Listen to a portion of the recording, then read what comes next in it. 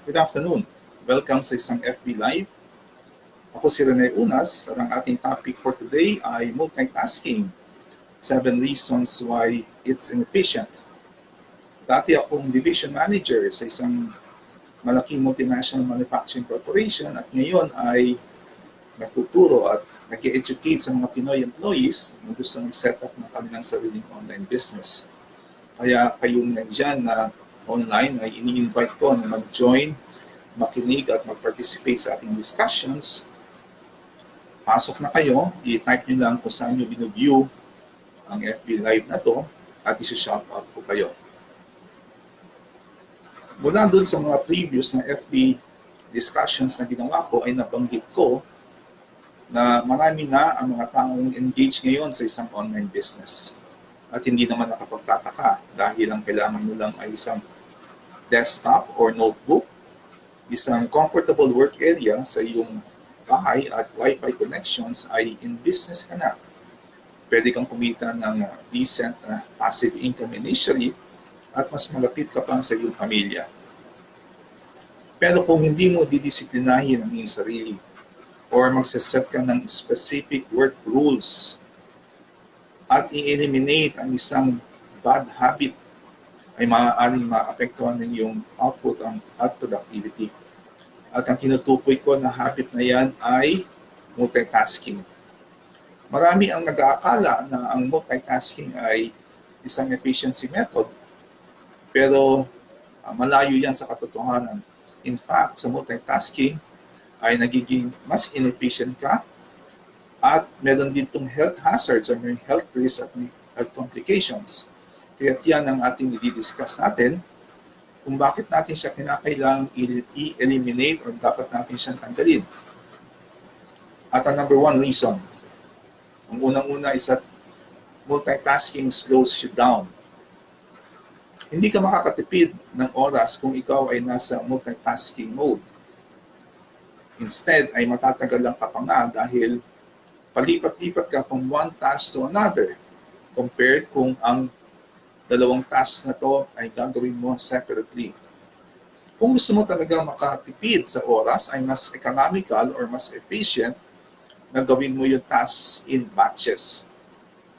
So ikaw na nakikinig dyan, ikaw online. Bago ako mag-proceed sa number 2, meron akong tatanong sa iyo. Ano ba normally ang mga activities na pinagsasabay mo o yung multitask mo? Okay?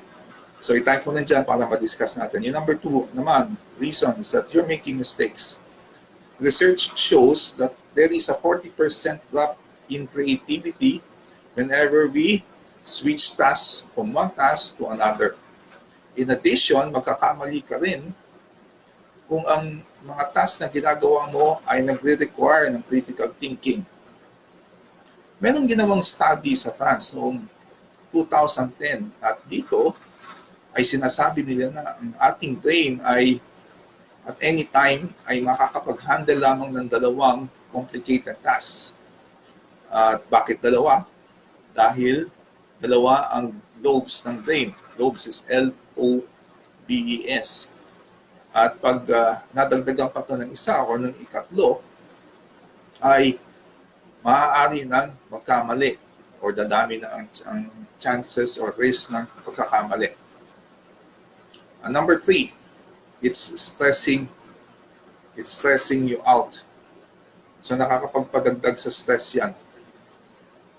Ang mga students na mula sa isang university sa California, specifically University of California at Irvine, ay gumawa ng isang study. Mula sa isang opisina ay kumuha sila ng mga tao at binuo nila sa team number 1, at saka team number 2. Yung team number 1 ay binigyan nila ng access sa company communications 24/7. Yun namang team number 2 ay kabaligtaran. It's walang access, okay na okay lang. Pag ikaw ay umuwi ng bahay, that's it. Nasa sa iyo na yung time mo. Ang purpose nun, gusto nila malaman yung heart rates.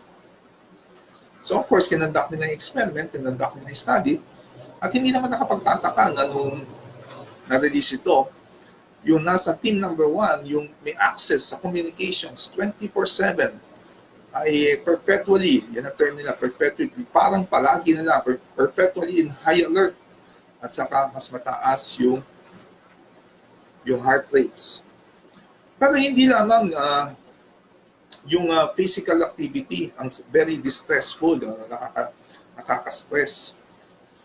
Ang isa pa rin nakaka-stress at titingnan natin is yung resulta ng activity. Bibigyan kita ng example. Pagpalagay na lang natin na ikaw ay isang estudyante at ikaw ay merong isang major exam the next day, so ikaw ay nag-aaral. And then habang ikaw ay nag-aaral, nag-decide ka mag-multitask. So ikaw ay nag-aaral, binabasa mo yung libro, at ikaw din ay nanonood ng TV.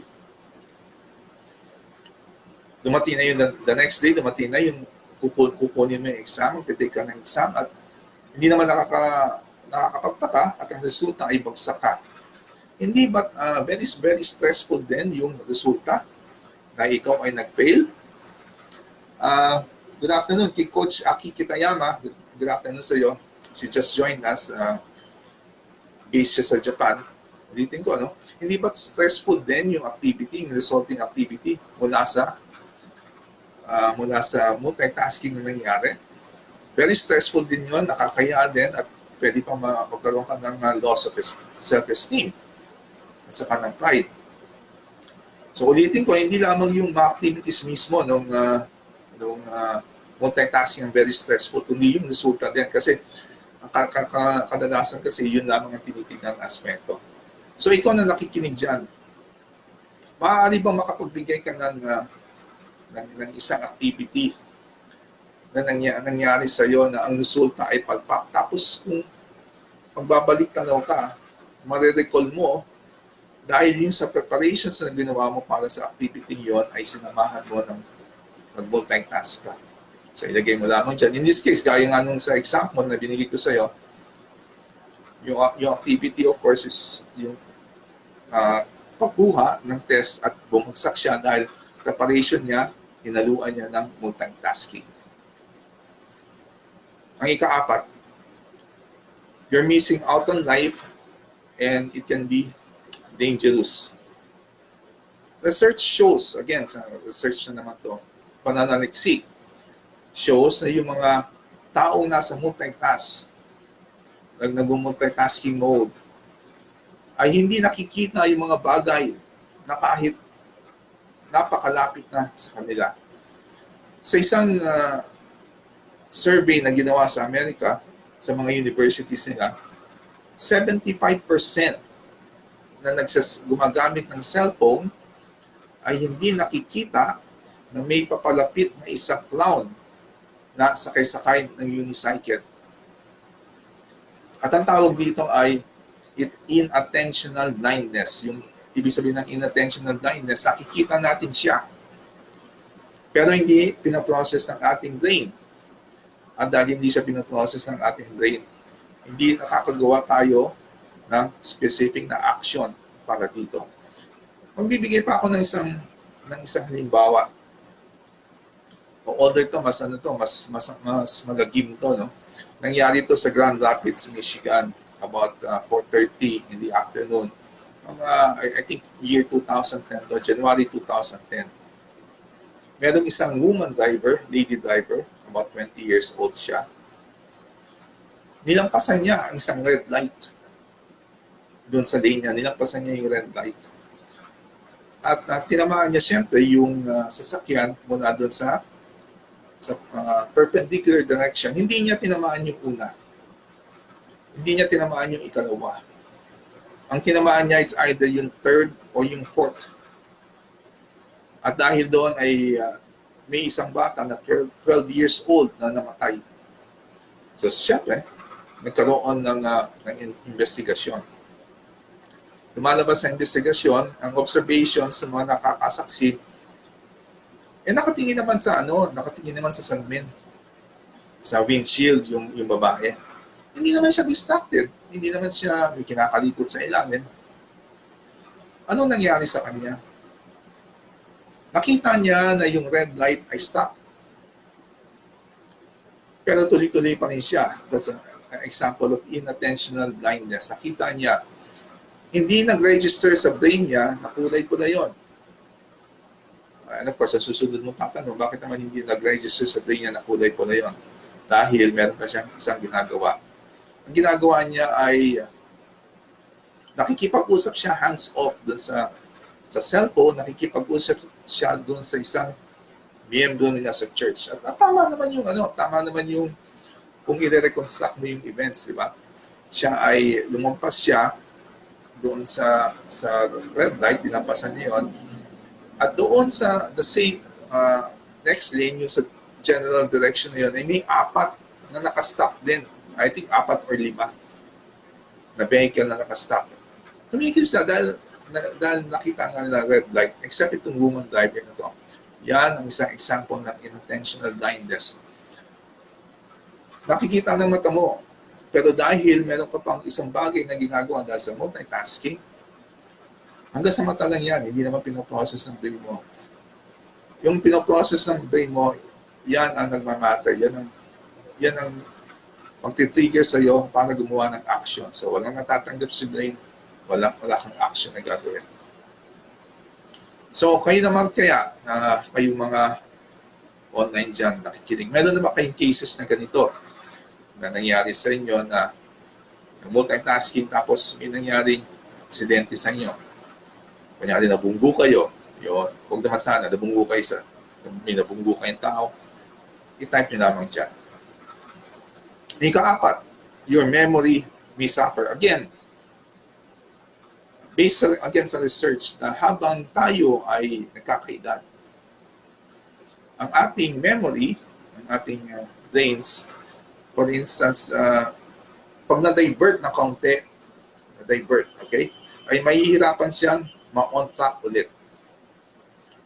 Again, gumawa ng study ang mga students from University of San Francisco. Nag-gather sila ng mga tao na iba't ibang age groups. Meron 20 to 30, so for 10 so on, hanggang 60 to 80. Meron silang pinash na sa screen ng isang eksena, sa short movie clip. Sa pinapanood ng mga various age groups niya, 20 to 30 hanggang 60 to 80. Pinalitan nila yung scene number 1.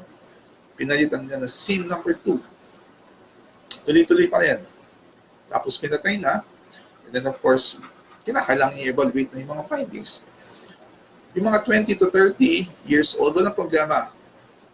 Although hindi nila nare-recall 100% yung nasa scene number 1 ay about 70 to 80% retention naman. So kung pwede na yun, sabi ng mga University of San Francisco students. Paano naman kaya yung nasa extreme, 60 to 80? Yung mga 60 to 80, totally hirap na. Wala na silang, it's halos, wala na silang maalalang scenes doon sa scene number 1. Or totally hindi na nakalimutan nila dahil talagang nakafocus na yung attention nila dito sa scene number 2. So yun ang yan ang isang negative or bad effect ng multitasking. Your memory may suffer. Ano yung ikalima? Ito, ang akala nyo siguro yung multitasking ay naapektuhan lamang yung trabaho. Ang iyong mga tasks sa opisina, ang iyong tasks sa business. Masama din to sa relationships nyo mag-asawa. O magbigay na lang ko ng isang halimbawa, ng isang example. Si husband and wife nag-uusap. Tapos si wife, all of a sudden says na, sandali mo na, honey, i-check ko muna yung aking cellphone. So, chinek ni Mrs. At ito naman si husband, medyo na-irritate din. So, chinek na rin niya yung cellphone niya. Wala na, tapos na. Naputol na yung discussion na hindi na sila nag-usap. Ang ginawa na lamang nila ay chinek yung mga laman ng sarili-sarili ng mga cellphones. At meron din, meron na namang research from University of Essex, ESSEX, isa yung university sa England, which shows na sa mga discussions within husband and wife or any intimate discussion, the presence of a cellphone nearby, kahit malapit lang, kahit hindi siya gagamitin, okay, ay isang source of friction at isang source of distrust.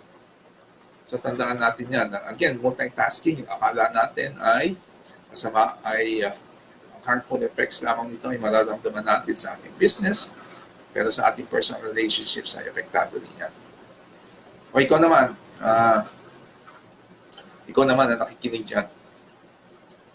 Ito ba'y ginagawa mo pag kayo ba ay nag-uusap ng mag-asawa? Ito ba'y ginagawa mo? It's just a simple yes or no lang. Ngayon nalaman mo na to, hopefully hindi mo ito gagawin. At sabihin mo din doon sa iyong partner. Okay? At number 7 naman, it can make you overeat. So nakakapagtaka, it can make you overeat. Na previously nabanggit ko sa iyo yung inattentional blindness. Yung nakikita mong isang bagay, nakikita mong isang danger, pero hindi ka nagre-react. Dahil hindi naman nagre-register sa brain mo dahil meron kang isang ginagawa. Roughly ganito din to. Kaya lang ito naman, as you would have guessed, tungkol sa pagkain. Ikaw ay kumakain. Pero katabi mo ang TV. Tuwang-tuwa ka. Masaya-masaya ka.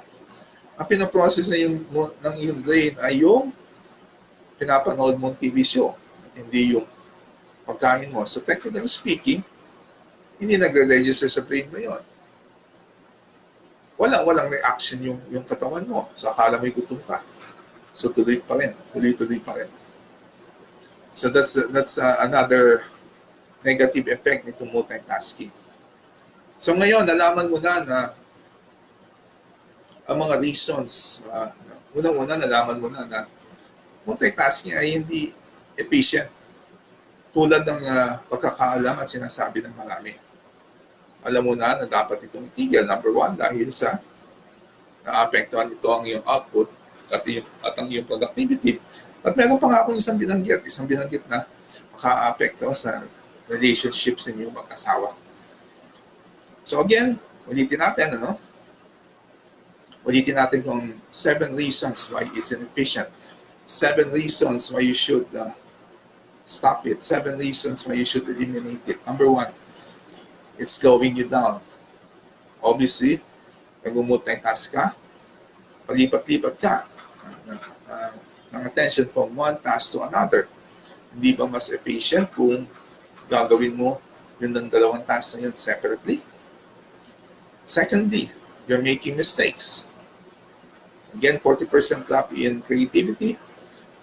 At lalo na pag ang task demands critical thinking. Number 3, it's stressing you out. So, nakita na natin, hindi lamang yung physical activity, yung palipat-lipat, o kung one task to another, mag-process ng stress. Yung results din ng activities na hinaluan mo ng multitasking. Number 4, you're missing out on life and it can be dangerous. Ito, inattentional blindness. Sinabi ko yung sa clown, at yung isang mas malagim na halimbawa sa Michigan, sa Grand Rapids, Michigan. 20-year-old woman, passed the red light. Hindi niya tinamaan yung first and second. Tinamaan niya yung third or fourth. Ibig sabihin nun, matagal nang naka-stop matagal na naka-red light dun sa linya. In fact, yun ang nangyari dahil meron mga nakahintay. Inattentional blindness, very dangerous. Kalima, your memory may suffer. Palipat-lipat ka. Palipat-lipat. Pag tinanong sa'yo, ano mang ginawa mo dito sa unang activity, hindi mo na maalala. Palipat-lipat ka. Number 6, it's hurting your relationship. Ito, siguro bago to sa inyo, sa mag-asawa. Number 7, it can make you overeat. Bago ba ito? Overeat. So yan ang 7 reasons why multitasking is inefficient. 7 reasons kung bakit natin siya dapat alisin sa ating mga activities, sa ating online business na ginagawa. 7 reasons na nagpapatunay na multitasking is inefficient. Nire-refute nito ang maling paniniwala ng marami. Efficiency tool ang multitasking at mas marami sa magagawa. Maraming salamat sa inyong pakikinig at sana ay marami kayong natutunan. Kung meron kayo nakitang value ay pwede nyo siyang i-share. Ako nga pala ulit, ay sila na una, sa ako ay nagbubuo ng isang FB group kung saan ako ay nagbibigay nag-educate sa mga Pinoy employees na gusto mag-set up ng kanilang sariling online businesses. Ini-invite ko kayo na mag-join sa group na yon. Ilalagay ko yung write-up. Just PM ka lang na interested ako at isasama ko yon sa write-up itong FB Live na to. Again, good afternoon sa inyo. Good afternoon kay Coach Aki Kitayama. Thanks for joining. Good afternoon and see you sa susunod na FB Live.